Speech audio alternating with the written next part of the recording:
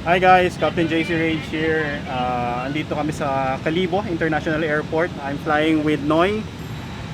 Hi Noy. Hi! Hello! Happy New Year! Happy New Year. This is our first flight of the year. First Yes. flight mo rin ito ba? First flight. This is our first flight of the year. And first flight Kalibo. We encountered very strong winds landing at Kalibo. Yes. Headwind na medyo crosswind siya. So medyo challenging yung yung pag-land namin here at Kalibo. Weather is very cloudy. Yan. Yan ang weather ngayon sa Kalibo. Ceiling of the clouds is a bit low. It means na yung clouds medyo malapit sa ground. So we need visibility sa runway para makaland kami since Kalibo does not have ILS. So we approach Kalibo using RNAV, and RNAV has a bit higher minimum. That means lower minimum. That means na kapag ka ILS we can go closer to the ground using the instruments, but for RNAV or visual approaches we have to be at manual mode flying the aircraft. So when we fly, especially during landing, we encounter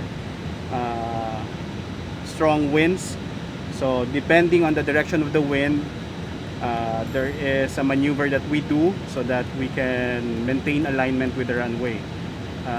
For crosswind, which is challenging, lalo na kapag malakas yung hangin, we always do crabbing on the Airbus 320. There are two techniques, crabbing at saka yung low wing method, but on an Airbus you cannot use the low wing method. We always use crabbing.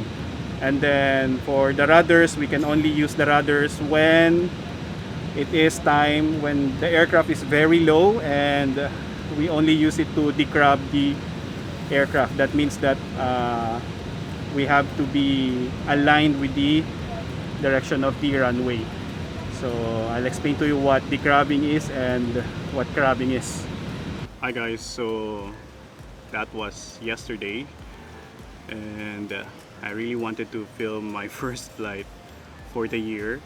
Unfortunately, yung flight masyadong mabilis. Everything went so fast dahil konti lang yung passengers, and then it was a short flight also from Manila to Kalibo, and I was expecting na medyo mahaba yung turnaround namin, but hindi ganun kadami yung cargo, so yung turnaround masyadong mabilis. So I wasn't able to film and vlog during the downtime ng aircraft.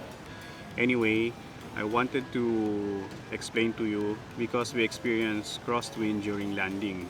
If you don't know what crosswind is, sa simpleng explanation, yun yung kapag ka nagla-landing ka, yung hangin galing sa side, either sa left or sa right. So kapag ka ganon, we don't usually land na yung eroplano naka-align sa runway yung buong katawan niya. Kung ito yung runway, yung eroplano naka-align, ideally ganyan dapat, but a lot of times hindi kami ganun mag-land, naka-sideways kami. We call that crabbing. So naka-crab yung eroplano.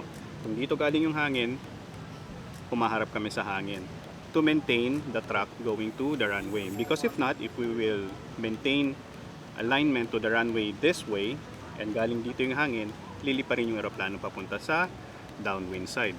This type of maneuver, kapag ka naglaland ka, pwede mo siyang basahin ng basahin sa sa mga libro, online, but these are the things that you can read a lot. You will never know how to perform it unless you practice it. And experience is the key. Always remember that knowing a lot of things by the book and what you read is just half of the battle. Yung other half is actually experiencing it. Actually, if ako ang tatanungin, siguro mga 30% yung kailangan mong malaman sa theory, and 70% is your experience. We don't only use crabbing kapag landing.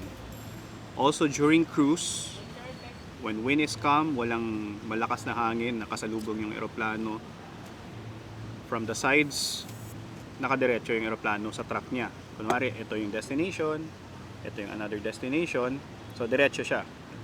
Pero kapag sabihin mong malakas ang hangin from the right, so instead na diretso, nakakrab siya. Sorry, ganun pala. Nakaharap siya sa hangin para hindi siya tatangayin ng hangin. Kumbaga, kinokontra niya. I don't want to be so technical about it. I want to explain it to you na maiintindihan ng karamihan. Sasalubong ka sa hangin para yung track mo going to your destination, ma-maintain mo. So, yung heading mo is not equal to your track kapag ka may crosswind. So, we call that drift correction angle, if I remember it right. So, on an airliner, it happens automatically because yung Airbus, the one that I fly, has all these computers and it does the computation for you. But if you are still new, like you're flying Cessnas, you're flying small planes, na hindi pa siya ganun ka-sophisticated yung avionics, saka yung computer, you do it manually. That means that you have to compute for the drift angle, kung anong angle yung kailangan mong salubungin yung hangin para ma-maintain mo yung track going to your destination. So, kailangan mo ng physics, isa yun sa mga pinaka-importante na kailangan mong malaman, at saka kailangan meron ka, you are equipped if you want to become a pilot. Dati, I remember, I still use the E6B.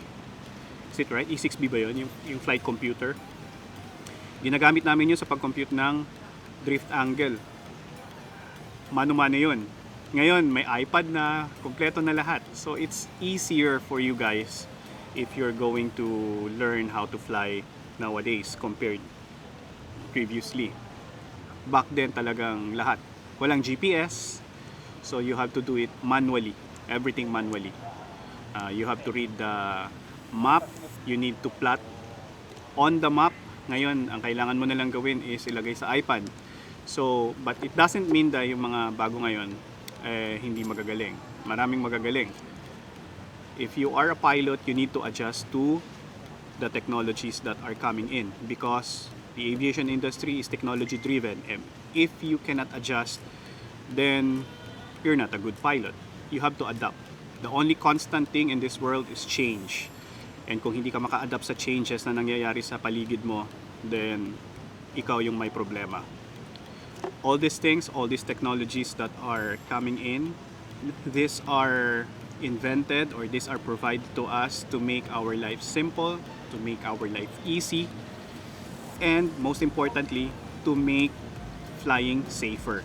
Especially when we fly going to Beijing, Korea, papuntang north, mapapansin mo na yung eroplano, if you're going to look at your ND, yung navigational display, usually ang eroplano diretso ganyan. Pero kapag may hangin dito na malakas, we are flying sideways already. Nakaganyan yung eroplano going to the destination. Kasi kung hindi mo sasalubungin yung hangin ng ganito, at diretso ka lang, magaling dito yung hangin, gaganon ka, magdidrift ka. Dito ako ngayon sa labas kasi medyo boring sa bahay. Of course, kung hindi nyo alam, dun sa mga nakakaalam, alam nyo na mag-isa lang ako ngayon dito sa Manila because my family is back in Mindanao. Puro Netflix lang ginagawa ko. Saka nga pala, I just recently made a TikTok account and I find that platform ideal for some quick tips and to discuss things na yung parang mabilisan. Kasi unlike here in YouTube, it takes time to edit the vlog, to shoot the vlog, edit the vlog. So, kaya medyo matagal yung turnaround. It takes a lot of time. But on TikTok, parang spur of the moment. Kapag merong nagtanong, tapos I find it interesting, I can post it immediately. So please support me at TikTok. You can find me at TikTok. Captain JC Rage din. Katulad din dito sa YouTube.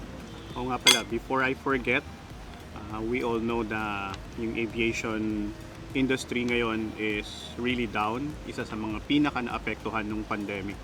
So a lot of my friends, including me, just like what I vlogged a couple of months ago, lahat kami naghahanap ng sideline na para merong extra na kita dahil we get paid by the number of hours that we fly.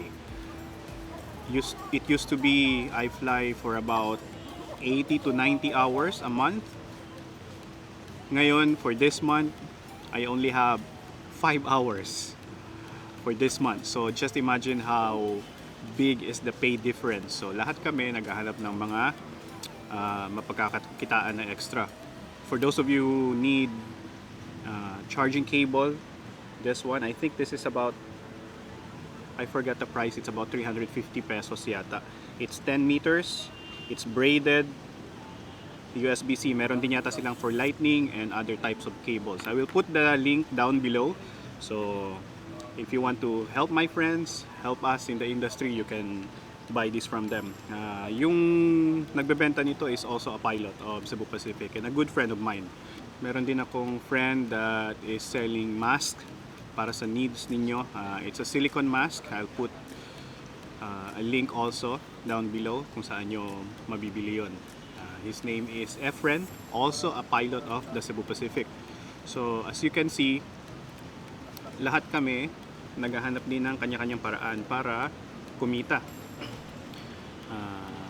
Ako nagbebenta ng mga computer parts. So anything to help out a friend, that's what we need right now, to help each other para mag-survive. Also to give you an update, I'm still hopeful na babalik sa dating status yung aviation industry because right now talagang malaki yung difference compared noon. But since meron ng vaccine, marami ng vaccines from different companies, so hopefully the trend will go down. I've been monitoring the trend regarding the new cases and compared to previous cases, medyo bumaba naman sa atin. Hopefully, makabawi tayo lahat. And hopefully, yung aviation industry mag-boom ulit. I'm sure it will boom. Kasi, isa tayo sa mga favorite destinations na gustong puntahan. Not only by foreigners, but also by domestic tourists. The main reason bakit hindi tayo nakakalipad ngayon is because of the restrictions that the LGUs are implementing. That's what I observe. Kasi yung mga LGU, they are also preventing people from coming in to their provinces, to their area kasi ayaw nilang mahawaan din coming from outside. They want to contain it with them. It's my first time again to drink coffee na hindi ako yung nagtimpla or hindi ako yung gumawa. And talagang adik ako sa kape. Wala akong ibang bisyo kundi kape tsaka kumain, but I tend to limit myself pagdating sa pagkain. Pero pag kape, isa yun sa mga weaknesses ko. My next flight will be to Cagayan de Oro. Hopefully, maka-vlog tayo ng mabuti. I apologize if I cannot vlog inside the aircraft while the aircraft is flying. I've been apologizing to you because I also like to protect my license. So I hope you understand. That's why, if you want, you can also support me sa TikTok because doon 1 minute long yung mga quick answers to questions and also quick responses sa mga quick videos about system, about technical stuff. I can share it there. Of course, I will share it also here. So please support me here and on TikTok and on my Instagram. I will put all the links below. Thank you very much and until our next video. Guys, biglang dumilim. I think uulan. Guys, dumilim na talaga. I think I have to go. But before I go, I want to say something. Always remember that your dream can only come true if you work hard for it. Maraming swerteng tao sa mundo. Pero kadalasan yung mga swerte, yun yung mga taong nagsusumikap para makuha yung gusto nila so that they can achieve their dreams. So, pag tamad ka, malayo yung swerte sa'yo. Hala, naglaba pala ako. Nakalimutan ko. Ngayon magsasampay pa ako. Ang hirap mag-isa sa bahay!